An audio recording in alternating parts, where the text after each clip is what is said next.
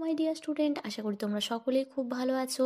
এবার আজকে থেকে আমাদের একটা নতুন সিরিজ স্টার্ট হবে এবং এই সিরিজে প্রতিদিন ভিডিও দেওয়া হবে ঠিক সন্ধ্যে 6টার সময়। তাই তোমরা ঠিক সন্ধ্যে 6টার সময় এসে উপস্থিত হয়ে যাবে এবং তোমরা এই চ্যানেলটিকে সাবস্ক্রাইব করে রাখবে, যাতে করে আমি ভিডিও দেওয়ার সঙ্গে সঙ্গেই তোমরা সেই নোটিফিকেশান পেয়ে যাও।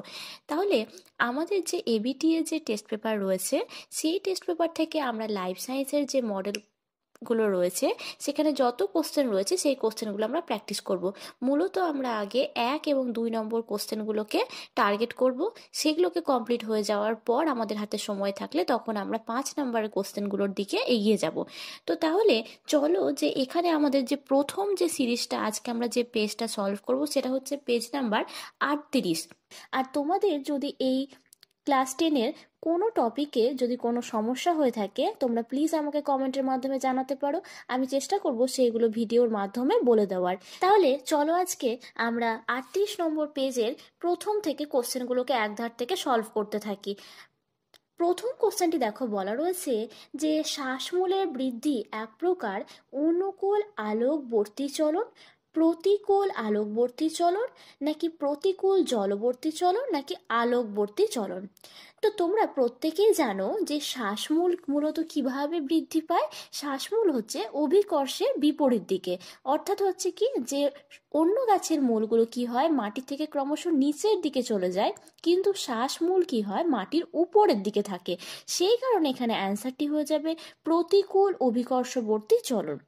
তারপর 2 নম্বর কোশ্চেনটি দেখো, বলা রয়েছে প্রতিকূল জলবর্তী চলন প্লাসেন্টা গঠনে সাহায্য করে ইস্ট্রোজেন, প্রোজেস্টেরন, থাইরক্সিন, নাকি হচ্ছে টেস্টোস্টেরন। তো এখানে প্লাসেন্টা গঠনে সাহায্য করে হচ্ছে কি প্রোজেস্টেরন। তারপর 3 নম্বর কোশ্চেনটি দেখো, বলা রয়েছে কোনটি রোটেটর পেশি? Deltoid, triceps, piriformis, লেটিসিমাস Dorsey. তো এখানে রোটেটর পেশি হলো হচ্ছে পাইরিফর্মিস। তোমরা আমাকে কমেন্টের মাধ্যমে জানাও যে এই ট্রাইসেপস হচ্ছে কোন ধরনের পেশির মধ্যে পড়বে। তারপর আমরা চলে আসবো হচ্ছে 4 নম্বর কোশ্চেনে। দেওয়া রয়েছে দেখো, কোষচক্রের কোন দশায় সবচেয়ে বেশি সময় লাগে? এস দশা বা যেটাকে আমরা বলে থাকি সিনথেসিস ফেজ, তারপরে G2 দশা বা যেটাকে বলে থাকি গ্রোথ ফেজ, M ফেজ, তারপরে হচ্ছে G1 ফেজ। তো এখানে আমাদের অ্যান্সার হয়ে যাবে যে কোষচক্রের যে দশায় সব থেকে বেশি সময় লাগে সেটা হচ্ছে কি G1 দশায়। তারপর আমরা চলে আসবো 5 নম্বর কোশ্চেনে। দেখো, বলা রয়েছে ক্যারিওকাইনোসিসের কোন দশায় সিস্টার ক্রোমাটিড দ্বয় পৃথক হয়? টেলোফেজ, প্রোফেজ, মেটাফেজ, নাকি অ্যানাফেজ। তো তোমরা ভালো করেই জানো যে সিস্টার ক্রোমাটিড দ্বয় হচ্ছে পৃথক হয়ে যায় হচ্ছে কোন দশায়, না তো অ্যানাফেজে। তারপর 6 নম্বর কোশ্চেনটি দেখো, বলা রয়েছে মানব বিকাশের কোন দশায় মাথার বৃদ্ধি অন্য অঙ্গের তুলনায় কম হয়? কোশ্চেনগুলো পড়বার আগে সবাই ভালো করে লক্ষ্য রাখবে যে কোশ্চেনে কি বলা রয়েছে এবং উত্তর কি জানতে চাওয়া হয়েছে। যেমন এখানে বলা রয়েছে যে মাথার বৃদ্ধি অন্য অঙ্গের তুলনায় কম হয়। তো এখানে অপশানগুলো দেখো কি বলা রয়েছে, পরিণত দশায়, বয়ঃসন্ধি দশায়, শৈশব দশায়, সদ্যজাত দশায়। তো এখানে অ্যান্সারটি হয়ে যাবে যে মাথার বৃদ্ধি কিন্তু কম হয় হচ্ছে কোন দশাতে? পরিণত দশায়, কিন্তু সেই সময় বাকি অন্যান্য অঙ্গের কিন্তু বৃদ্ধি বেশি হয়। তারপর 7 নম্বর কোশ্চেনটি দেখো, খুব ইন্টারেস্টিং একটা কোশ্চেন। বলা রয়েছে হিমোফিলিয়ার বাহক মাতা, অর্থাৎ এখানে মাতা হচ্ছে বাহক, এবং স্বাভাবিক পিতা, অর্থাৎ পিতা কিন্তু এখানে কোনোভাবে আক্রান্ত নয় হিমোফিলিয়া দ্বারা। এবার সেক্ষেত্রে বলা রয়েছে যে তাদের যে পুত্র, অর্থাৎ সেখানে বাহক এবং আক্রান্ত পুত্র সন্তানদের অনুপাত কত হবে? এখানে কোশ্চেনটার মধ্যে একটা টুইস্ট আছে। দেখো, যেহেতু এখানে বলা রয়েছে বাহক এবং আক্রান্ত পুত্র সন্তান, তোমরা প্রত্যেকেই ভালো করে জানো যে হিমোফিলিয়া হচ্ছে কি এক্স ক্রোমোজোম ঘটিত একটি রোগ। এবার সেই ক্ষেত্রে কিন্তু পুরুষের কাছে মাত্র একটি এক্স ক্রোমোজোম থাকে এবং স্ত্রী তাদের ক্ষেত্রে থাকে হচ্ছে 2টি এক্স ক্রোমোজোম। তো যেহেতু 2টো এক্স ক্রোমোজোম মহিলাদের ক্ষেত্রে দেখতে পাওয়া যায়, তাই মহিলারা বাহক হলেও ছেলেরা কিন্তু কখনোই এই রোগের বাহক হয় না। হলে সে একেবারে আক্রান্ত হবে, না হলে সে স্বাভাবিক হবে। তো সেই জন্য এখানটাতে যে অপশানগুলো বলা রয়েছে যে 1:3, 1:1 বা 3:1, আমি তোমাদের কোশ্চেনটি স্ক্রিনে সলভ করে দেখিয়ে দিলাম যে কীরকম হতে পারে যদি আমরা অ্যান্সারটি সলভ করতে যাই। আর যদি আমরা সলভ নাও করি তবুও এখানে অ্যান্সারটা বেরিয়ে যাবে হচ্ছে উপরের কোনোটি নয় হচ্ছে এটির অ্যান্সার। আশা করি তোমরা কোশ্চেনটি বুঝতে পেরেছো। তারপর আমরা চলে আসবো হচ্ছে 8 নম্বর প্রশ্নে। 8 নম্বর কোশ্চেনটিতে দেখো বলা রয়েছে ইমাস্কুলেশনের ফলে কি হয়।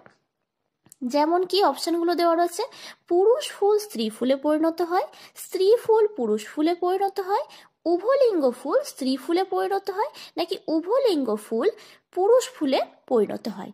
প্রথমত বলে রাখি যে ইমাস্কুলেশন এই যে প্রসেসটি এটি কোথায় হয়, না তো হচ্ছে কি উভলিঙ্গ ফুলে হয়। তো উভলিঙ্গ ফুলের কি হয় যে পুংকেশরগুলোকে কেটে বাদ দিয়ে দেওয়া হয়। তাহলে পুংকেশর যদি কেটে বাদ দিয়ে দেওয়া হয় তাহলে তো সেই ফুলটি কিসে পরিণত হয়ে গেল, স্ত্রী ফুলে রূপান্তরিত হয়ে গেল। তাহলে এখানে অ্যান্সারটি হয়ে যাবে যে উভলিঙ্গ ফুল স্ত্রী ফুলে পরিণত হয়, অর্থাৎ 8-এর হচ্ছে সি নম্বর অ্যান্সারটি। তারপর আমরা চলে আসবো হচ্ছে 9 নম্বর প্রশ্নে। 9 নম্বর প্রশ্নটি বলা রয়েছে দেখো, এক সংকর জননের F2 জনুতে উৎপন্ন লম্বা মটর গাছের জিনোটাইপ কত প্রকার? 1 প্রকার, 2 প্রকার, 3 প্রকার, নাকি হচ্ছে 4 প্রকার। তো তোমরা ভালো করে জানো যে এক সংকর জননে যখন F2 জনুতে কি কি উৎপন্ন হবে, দুটো বড়টি, একটা বড়টি একটা ছোটটি, আর একটা বড়টি একটা ছোটটি, আর এখানে দেখো আর একটা হচ্ছে দুটো ছোটটি। তো এখানে বলেছে যেহেতু কোশ্চেনে যে লম্বা মটর গাছের কথা জানতে চাওয়া হয়েছে, তো সেহেতু এখানটাতে হচ্ছে কি যে 2 প্রকার হচ্ছে কি জিনোটাইপ হবে। তারপর আমরা চলে আসবো 10 নম্বর প্রশ্নে। 10 নম্বর প্রশ্নটি বলা রয়েছে দেখো, অর্জিত বৈশিষ্ট্যের উত্তরাধিকার সূত্রটির প্রবক্তা হলেন, তোমরা প্রত্যেকে জানো এটি দিয়েছিলেন হচ্ছে বিজ্ঞানী ল্যামার্ক। তারপর 11 নম্বর প্রশ্নে বলা রয়েছে দেখো, নিষ্ক্রিয় অঙ্গ নয় মানুষের কক্সিস, মানুষের কর্ণছত্র পেশী, নাকি গিনি পিগের সিকাম, আর একটি রয়েছে পুরুষের স্তন গ্রন্থি। তো এখানে অ্যান্সারটি হয়ে যাবে যে নিষ্ক্রিয় অঙ্গ নয় হলো হচ্ছে গিনি পিগের সিকাম। তারপর চলে আসবো আমরা 12 নম্বর প্রশ্নে। 12 নম্বর প্রশ্নটি বলা রয়েছে দেখো, শারীরবৃত্তীয় অভিযোজনের উদাহরণটি হলো পায়রার বায়ুথলি, ক্যাকটাসের পাতা, মৌমাছির বার্তা আদান প্রদান, নাকি উটের অতিরিক্ত জল ক্ষয় সহন। তো এখানে যেহেতু শারীরবৃত্তীয় অভিযোজন বলেছে সেহেতু এখানে অ্যান্সারটি হয়ে যাবে উটের অতিরিক্ত জল ক্ষয় সহন। এবার তোমরা আমাকে কমেন্টের মাধ্যমে জানাও যে এই ক্যাকটাসের পাতা এবং মৌমাছির বার্তা আদান প্রদান এগুলি কোন ধরনের অভিযোজনের উদাহরণ। তারপর আমরা চলে আসবো হচ্ছে 13 নম্বর প্রশ্নে। 13 নম্বর প্রশ্নটি বলা রয়েছে, নিচের কোনটি denitrifying bacteria? Azotobacter, rhizobium, pseudomonas, Nitrobacter. তো এখানে অ্যান্সারটি হবে যে ডিনাইট্রিফাইং ব্যাকটেরিয়া হলো হচ্ছে কি সিউডোমোনাস। তারপর 4 নম্বর প্রশ্নটি বলা রয়েছে দেখো, লয়েড বোটানিক্যাল গার্ডেন কোন রাজ্যে অবস্থিত? উত্তরপ্রদেশ, মধ্যপ্রদেশ, অন্ধ্রপ্রদেশ, নাকি হচ্ছে পশ্চিমবঙ্গ। তো এখানে অ্যান্সারটি হয়ে যাবে যে এটি হচ্ছে কি পশ্চিমবঙ্গ রাজ্যে অবস্থিত। তোমরা আমাকে কমেন্টের মাধ্যমে তাহলে এটিও জানাও যে পশ্চিমবঙ্গের কোথায় এই বোটানিক্যাল গার্ডেনটি অবস্থিত। তারপর আমরা চলে আসবো 15 নম্বর কোশ্চেনে। 15 নম্বর কোশ্চেনটি দেখো বলা রয়েছে, নিচের কোন গাছটি থেকে ক্যান্সার রোগের চিকিৎসার উপকার পাওয়া যায়? শিংকোনা, নয়নতারা, কালমেঘ, নাকি ইসবগুল। তো বলে রাখা ভালো যে নয়নতারায় দুটো উপকার থাকে, যেটার নাম হচ্ছে কি ভিন ক্রিস্টিন এবং হচ্ছে ভিন ব্লাস্টিন। যেটা হচ্ছে কি যে লিউকেমিয়া অর্থাৎ হচ্ছে কি যে রক্তের যে ক্যান্সারটি হয়, তো সেই ক্ষেত্রে সেই ক্যান্সার রোগ নিরাময় কিন্তু এটি সহায়তা করে। তাহলে এখানে আমাদের 1 মার্কসের বিভাগ ক এর 15টি কোশ্চেন ছিল, সেইগুলো কমপ্লিট হয়ে গেল। এবার আমরা যাব হচ্ছে কি যে ওয়ান মার্কসের যে পরের যে আরও যে কোশ্চেনগুলো রয়েছে সেই কোশ্চেনগুলো একধার থেকে সলভ করব। এখানে যেমন প্রথমেই দেওয়া রয়েছে হচ্ছে ফিল ইন দ্য ব্ল্যাঙ্কস। তো তাহলে চলো কি বলা রয়েছে দেখি। প্রথম কোশ্চেনটি বলা রয়েছে সহযোগী নিউরনের অবস্থান সবসময় কোন তন্ত্রে। তো এটি তোমরা ভালো করে জানো যে সহযোগী নিউরনের অবস্থান এটি হচ্ছে কোথায় অবস্থিত, স্নায়ুতন্ত্রে। তারপর 2 নম্বর কোশ্চেনটি বলা রয়েছে উদ্ভিদের ভ্রূণস্থলিতে সহকারী কোষের সংখ্যা কয়টি। তো এখানে আমাদের অ্যান্সার হয়ে যাবে যে 2টি হচ্ছে সহকারী কোষ থাকে। তারপর 3 নম্বর প্রশ্নটি বলা রয়েছে উচ্চতা সাপেক্ষে টি একটি ড্যাশ জীব। তোমরা এখানে জানো যে একটা হচ্ছে সমসংকর, একটা হচ্ছে বিষমসংকর, অর্থাৎ একটা হোমোজাইগাস যেটাকে আমরা বলছি সমসংকর, আর একটা হচ্ছে হেটেরোজাইগাস বা হচ্ছে বিষমসংকর। তো এখানে দেখো একটা বড় টি আর একটা ছোট টি আছে, অর্থাৎ এটা হচ্ছে হেটেরোজাইগাস বা হচ্ছে বিষম সংকর জীব। আর যদি দুটোই বড় টি থাকতো বা দুটোই ছোট টি থাকতো তাহলে সেটিকে আমরা কি বলতাম, সম সংকর জীব। তারপর আমরা চলে আসব 4 নম্বর প্রশ্নে। দেখো বলা রয়েছে ব্যক্তিবীজী ও গুপ্তবীজী উদ্ভিদদের মধ্যে সংযোগ রক্ষা করে কে। তো এখানে অ্যান্সারটি হয়ে যাবে নিটাম হচ্ছে কি করে, ব্যক্তবীজী এবং গুপ্তবীজী উদ্ভিদদের মধ্যে সংযোগ স্থাপন করে। তারপর আমরা দেখব 2.5-এর কোশ্চেনটি। দেখো বলা রয়েছে জীব বিবর্ধন কি দূষণের ফলাফল। তো জীব বিবর্ধন তোমরা প্রত্যেকেই তোমাদের যেটা লাস্ট চ্যাপ্টার, তো সেই চ্যাপ্টারে সেখানে তোমরা পড়েছো যে জীব বিবর্ধন বা বায়ো ম্যাগনিফিকেশন যেটাকে বলে থাকি আমরা, যেখানে কি হয় যে ডিডিটি ক্রমশ খাদ্য শৃঙ্খলের মধ্যে প্রবেশ করে এবং সেটি চক্রাকারে ঘুরতে থাকে। তো এই জিনিসটা এখানে কি হয়ে যাবে যে এটি মূলত কিসের মাধ্যমে, কিস দূষণের ফলে হয়, এটি হয়ে যাবে হচ্ছে কি মাটি দূষণের ফলাফল। তারপর আমরা চলে আসব এখানে। দেখো এটা লাস্ট কোশ্চেন, পশ্চিমবঙ্গের কোন ন্যাশনাল পার্কে রেড পান্ডা সংরক্ষণ করা হয়। তো এখানে বলে রাখি তোমাদেরকে যে এটি হচ্ছে কি পার্কটির নাম হচ্ছে সিঙ্গালীলা ন্যাশনাল পার্ক, যেটি কোথায় অবস্থিত, দার্জিলিংয়ে অবস্থিত। তাহলে এখানে হয়ে যাবে পশ্চিমবঙ্গের সিঙ্গালীলা ন্যাশনাল পার্কে রেড পান্ডা সংরক্ষণ করে রাখা হয়, এবং আমি তোমাদেরকে যেটা বলে দিলাম যে দার্জিলিংয়ে এটি অবস্থিত। তারপর এখানে আমরা চলে আসব যে দেখো বলা রয়েছে নিচের বাক্যগুলি সত্য অথবা মিথ্যা নিরূপণ করো। প্রথম কোশ্চেনটি দেখো বলা রয়েছে 2.7-এ যে কবজা সন্ধি 270 ডিগ্রি ঘুরতে পারে।